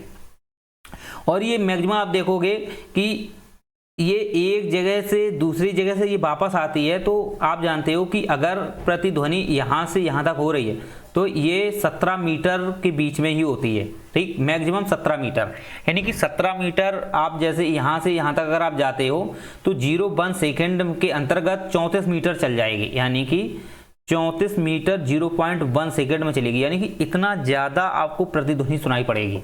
यानी कि यहाँ से यहाँ तक अगर आप जाते हो तो यहाँ पर जब ये टकराएगी तो पुनः वापस होगी, परावर्तन इसका होगा तो फिर आपको सुनाई देगी।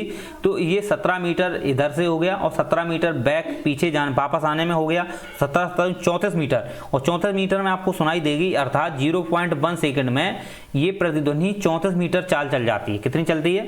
34 मीटर ये आपकी चाल ये चल जाती है। तो इस प्रकार से ये प्रतिध्वनि जो होती है किसी बंद क्षेत्र में होती है, जहां पर बाहर का वातावरण उसमें प्रवेश नहीं कर पाता है और अंदर का बाहर नहीं हो पाता है, तो वायु का आदान प्रदान ना होने की वजह से वहीं की वायु में जो भी प्रेशर रहता है, टेम्परेचर रहता है, तो उस स्थिति में अगर कोई आप वॉइस बोलते हो तो वो वॉइस के अणु जो होते हैं बाहर ना जाने की वजह से आपको वापस भेज देते हैं, तो वो स्थिति प्रतिध्वनि की कहलाती है। तो प्रतिध्वनि आपको समझ में आ गया। इसके साथ साथ आप एक चीज और होता है अनुहरण, इसी से लगा है, ये भी एक प्रकार की प्रतिध्वनि होती है। अनुरगड़ भी बोलते हैं इसको, अनुहरण या अनुरगड़, अनुरगड़ ये भी एक प्रकार की देखा जाए तो प्रतिध्वनि ही होती है। क्या होती है? ये भी एक प्रकार की प्रतिध्वनि ही होती है, क्योंकि इसमें बस प्रॉब्लम ये होती है कि अनुरगड़ में या अनुहरण में कि जो आप बोलते हो, राइट, जो आप बोलते हो तो वो निश्चित रूप से एक बार अगर आप जैसे कोई चीज बोल देते हो तो वो बार बार सुनाई देती चली जाती है। ओके, ठीक है, बार बार सुनाई देती है, तो वहां पे ऐसी स्थिति में अनुरगड़ देखा जाता है। तो इसका ही एक रूप होता है, लेकिन इसमें थोड़ा डिफरेंस ये है कि आपको इसमें वन बार रिपीटेड होता है, इसमें बार बार रिपीटेड होती है। तो इसके रिपीटेड होने का रीजन यही है कि इसमें ज़्यादा से ज़्यादा आपका अंदर का जो टेम्परेचर प्रेशर है वो ज़्यादा हो जाता है। तो ऐसी स्थिति में अनुहरण वो होता है, बार बार रिपीट करेगा, आपकी वॉइस को बार बार रिपीट करेगा, क्योंकि उसके जो अणु होते हैं वो बाहर की दिशा मूवमेंट नहीं होते हैं, तो बार बार जो उपस्थित जो अणु होते हैं उन्हीं में बार बार टकराते हैं। तो आपकी वॉइस बार बार टकराएगी, वहां के जो अणु होते हैं तो उसमें बार बार टकराने की वजह से आपको बार बार वो वॉइस सुनाई पड़ेगी। हेलो हेलो, जैसे एक बार आप हेलो कर दो तो बार बार hello hello hello hello hello सुनाई देती है। तो इससे संबंधित आप जानते हो मशीन भी बनाई जाती हैं बहुत सारे। आप जानते हो कि जहाँ भी प्रोग्राम होते हैं वहाँ पे आप देखते हो कि एक बार अगर आप बोल दोगे तो वो अलग अलग बोलते चले जाते हैं, हेलो कर दो तो हेलो हेलो हेलो हेलो होता रहता है। तो उसी स्थिति में इससे संबंधित ही वो चीज़ें होती हैं। तो ऐसी स्थिति में आप जानते हो वो अनुहरण होता है, राइट। लेकिन आप जानते हो कि वहाँ तो ऐसा कोई रूम और वो नहीं होता है, तो आप जानते हो भले ही ना होता है, लेकिन उस पर संबंधित प्रौद्योगिकी है, उस पर संबंधित अनुसंधान हुए हैं, जानकारी हुई उस चीज़ पे वो बनाई गई हैं, राइट। लेकिन आप जानते हो कि ये अनुहरण जो प्रकृति होती है, अनुरगढ़ की जो प्रकृति होती है वो निश्चित रूप से ऐसे कमरे में होती है जहाँ पर प्रेशर अधिक होने की वजह से जो वहाँ के अणु जो होते हैं वो निश्चित रूप से आपकी वॉइस को बाहर ट्रांसफर ना कर पाने की वजह से वो बार बार टकराते रहते हैं, और वो टकराने की वजह से आपकी जो वॉइस होती है वो निश्चित रूप से बार बार आपको सुनाई देगी कानों में।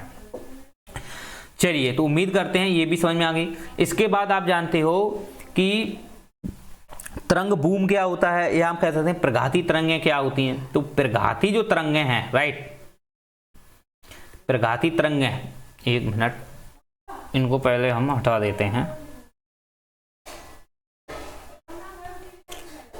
चलिए, अब बात करते हैं प्रघाती तरंगें। प्रघाती तरंगें आप देखोगे तो ये आप देखोगे बहुत ही तीव्र होती है, इनकी गति बहुत तीव्र होती है, राइट, इनकी गति बहुत तेज होती है। और आप जानते हो कि ये इतनी तेज होती है कि ये आपकी इतनी तेज होती हैं कि दीवारों को या टीन को या किसी भी चीज को ये चटका सकते हैं, किसी चीज को भी चिटका सकते हैं। तो प्रघाती तरंगें एक प्रकार से बहुत ही तीव्र होती हैं, तो इनकी जो गति होती है बहुत तेज होती है, राइट। और आप जानते हो ये मोस्टली आप देखोगे तो विमान होते हैं, यानी कि जहां पर इलेक्ट्रॉनिक बेस ज़्यादा तेज होता है, यानी कि इलेक्ट्रॉन जहां पे ज़्यादा टकराते हैं। जैसे आप जानते हो, जैसे जेट जहाज हैं, ठीक, जेट जहाज हैं या विमान ऐसे होते हैं वो ऐसी स्थिति में उड़ रहे हैं, इस क्षेत्र विशेष में उड़ते हैं जहां पर जैसे जहां पर इलेक्ट्रॉन और एक इलेक्ट्रॉन दूसरे से टेम्परेचर होने की वजह से वो टकरा रहे हो, राइट। तो उस स्थिति में वायुमंडल में, तो उस स्थिति में क्या होते हैं कि जहाज की जो वॉइस होती है, राइट, जहाज होते हैं उनकी जो जहाज जो अपनी वॉइस निकालते हैं तो वो इसके इलेक्ट्रॉन टकराने की बेस में इसमें एकदम तेज से टकराते हैं। तो इनकी ऊर्जा इतनी तेज हो जाती है जिससे यहाँ की जो उत्पन्न तरंग होती है वो एकदम इतनी स्पीड होती है कि वो किसी भी चीज को फाड़ सकती है, तोड़ सकती है। तो ऐसी स्थिति में वो प्रघाती तरंगें होती हैं। तो विमान हुए, जहाज हुए, तो जेट जहाज हैं, तो उनमें आपको देखने को मिल जाएगी क्या, प्रघाती तरंगें। चलिए, तो प्रघाती तरंगें वैसे इनका प्रयोग तो जो होता है वो अगर आप देखोगे प्रघाती जो तरंगें होती हैं इनका जो वेग होता है वो आप, एक मिनट, इनका वेग बहुत तीव्र होता है। इसके साथ साथ आप जानते हो कि जो प्रघाती तरंगें हैं, राइट, प्रघाती जो तरंगें हैं ये उच्च दाबमान और तापमान के कारण उत्पन्न होती हैं, राइट। साथ ही साथ आप जानते हो कि जहाँ पे ये विस्फोट होते हैं, जैसे कि विस्फोट वगैरह, जैसे बम वगैरह डाल देते हैं तो वहाँ पर विस्फोट होते हैं, जैसे कि बम डालना हो या अणु बम, परमाणु बम, जैसे भी बम होते हैं, जब ये डालते हैं तो वो एकदम विस्फोट करते हैं तो वहाँ पर एकदम तेज तरंगें उत्पन्न होती हैं, बहुत तेज आवाज़ आती है, तो वहाँ पर भी प्रघाती तरंगें ही उत्पन्न होती हैं। और भूकंप में भी प्रघाती तरंगें उत्पन्न होती हैं, जैसे भूकंप है, ओके, तो भूकंप में भी एकदम, अगर उच्च गति का भूकंप है, जैसे कि 0.9 तक का अगर ये भूकंप अगर आपको मिलता है तो उसी स्थिति में भी देखा जाए तो वहाँ पर भी आपको प्रघाती तरंगें आपको देखने को मिलेगी। ज्वालामुखी विस्फोट है, वहाँ पे आपको देखने को तरंगें मिल जाएंगी, ठीक है। और इसके साथ साथ जैसे मिसाइल है, जैसे कि कोई भी चीज़ें हम लॉन्च करते हैं, मिसाइलें लॉन्च करते हैं या कोई चीज़ हम लॉन्च करते हैं तो वो एकदम तीव्र आवाज़ करता है, तो वहाँ पे भी प्रघाती तरंगें उत्पन्न होती हैं। वो होती ध्वनि है लेकिन उसकी अलग अलग चीज़ें हैं, वो वहाँ की स्थिति पर, वहाँ की आप जानते हो अलग अलग, जैसे जैसे कोई चीज़ ज़्यादा बड़ी बड़ी चीज़ें जब वहाँ प्रयोग होती हैं तो वहाँ पर प्रघाती तरंगें ही उत्पन्न होती हैं, ओके, क्योंकि इनका वेग उच्च होता है, राइट, उच्च तापमान होता है, उच्च वेग होता है, ये एक प्रकार की शॉक वेव टाइप की होती हैं, तो इस प्रकार से इनकी गति बहुत तेज होती है, इस वजह से इनकी वॉइस में भी बहुत तीव्रता होती है, इस वजह से बहुत ये प्रयोग होती हैं। लेकिन इनका अगर आप प्रयोग देखें जाए तो इनके अनुप्रयोग में आप जानते हो, इनके अनुप्रयोग में जो लिथोट्रिप्सी है, लिथोट्रिप्सी में इनका प्रयोग किया जाता है। प्रघाती जो तरंगें हैं इनको लिथोट्रिप्सी में प्रयोग किया जाता है। लिथोट्रिप्सी का मतलब है जो किडनी है, राइट, तो किडनी में अगर आपकी स्टोन है, ओके, पथरी है, तो इसको तोड़ने के लिए इस प्रघाती तरंगों का प्रयोग करते हैं। तो लिथोट्रिप्सी है तो जो किडनी होती है, किडनी में क्या हो जाता है, गुर्दे में आपकी क्या हो जाता है, गुर्दे में पथरी हो जाती है, तो गुर्दे में पथरी को जब तोड़ते हैं तो उसको तोड़ने में भी प्रघाती तरंगों का प्रयोग करते हैं, ओके। इसके बाद आप जानते हो कि उद्योगों में भी ये प्रयोग की जाती हैं, उद्योगों में भी बहुत जगह ये प्रयोग की जाती हैं, सामग्री वगैरह चेक करनी हो, या आप जानते हो साथ ही साथ ज़मीन आप देखते हो तो ज़मीन में आप देखते हो कि अंदर की कोई भी जांच करनी हो तो उसी स्थिति में भी अंदर की प्रवेश करने के लिए जांच करनी हो तो उसमें भी जो मशीनें जांच करती हैं वो प्रघाती तरंगों का प्रयोग करते हुए चेक करती हैं, ओके। आपने देखा हो ज़मीन में ऊपर कुछ मीटर रख देते हैं और वो अंदर की तरंगों का पता करते हैं, तो वहाँ भी प्रघाती तरंगों का ही प्रयोग करते हैं। इसके साथ साथ विमान उद्योगों में भी प्रघाती तरंगों की जाँच करते हैं। विमान की जाँच करना हो, जैसे विमान है उसमें किसी प्रकार की अगर खराबी आ जाती है तो उनको खराबी करने के लिए ही प्रघाती, उन खराबी को देखने के लिए, चेक करने के लिए भी क्या करते हैं, प्रघाती तरंगों का प्रयोग करते हैं, ओके। चलिए, तो उम्मीद करते हैं बहुत जगह अलग अलग प्रयोग होती हैं, लेकिन आपको इतना ही समझना है प्रघाती तरंगें कहाँ कहाँ प्रयोग होती हैं निश्चित रूप से। तो उम्मीद करते हैं आपको ध्वनि चीज़ें समझ में आ गई। अब अगर बात की जाए ध्वनि को मापते किससे हैं, तो ध्वनि का जो मापन होता है, ध्वनि का मापन होता है वो अलग अलग, कई सारे अलग अलग उपकरण होते हैं, उनके माध्यम से ध्वनि को माप लेते हैं, ओके। तो ध्वनि में आप जानते हो किस किस का कौन कौन से उपकरण होते हैं, वो भी एक बार आप नोट डाउन कर लीजिए। पहला आप जानते हो कि जो ध्वनि को मापने में काम आता है वो होता है ध्वनिमापी। क्या होता है? ध्वनिमापी। चलिए, पहला तो होता है ध्वनि मापी, राइट। तो ध्वनि जो मापी है ये क्या मापता है, ये आप जानते हो कि ये एक प्रकार की जो ध्वनि की तीव्रता है क्या होती है, ये ध्वनि को नहीं मापता है, ये बात याद रखना, ये ध्वनि की तीव्रता को मापता है। कभी कभी क्वेश्चन घुमा देता है कि ध्वनि को कौन मापता है, अगर वहाँ पे ध्वनि मापी दे दिया जाए तो आप कह दोगे ध्वनि को ये मापता है, यानी ध्वनि की ये तीव्रता को मापता है, ठीक। ध्वनि को नहीं मापता है, जबकि ध्वनि की तीव्रता यानी कि ध्वनि का जो वेग है वो वेग कितना है, उस वेग का मेजरमेंट यानी कि उसकी गति को मेजरमेंट ध्वनि मापी करती है, राइट। कौन करता है? ध्वनि मापी करती है। राइट। वैसे अगर ध्वनि को कौन मापता है तो इसके लिए आप एक चीज़ देख लीजिएगा, ध्वनि को मापने के लिए जैसे माइक्रोफोन हो गया, माइक्रोफोन है, इससे ध्वनि का मापन करते हैं। इसके बाद स्पीकर है, क्या हो गया, स्पीकर है, हेडफोन है, तो इनसे भी मापते हैं, क्योंकि आप जानते हो हेडफोन लगाते हैं, स्पीकर लगाते हो तो ध्वनि को आप जब सुनते हो तो आपको निश्चित रूप से उसका मापन होता रहता है, कितनी वॉइस हो रही, कितनी कम ज़्यादा हो रही है, राइट। इसके बाद ऑडियो एनालाइजर है, राइट, एनालाइजर, ये एसएससी वाले संबंधित जो क्वेश्चन है कुछ वो आप नोट डाउन कर लेना। तो ध्वनि को मापने के लिए माइक्रोफोन हो गया, स्पीकर, हेडफोन हो गया, ऑडियो एनालाइजर हो गया, राइट, ये मापते हैं।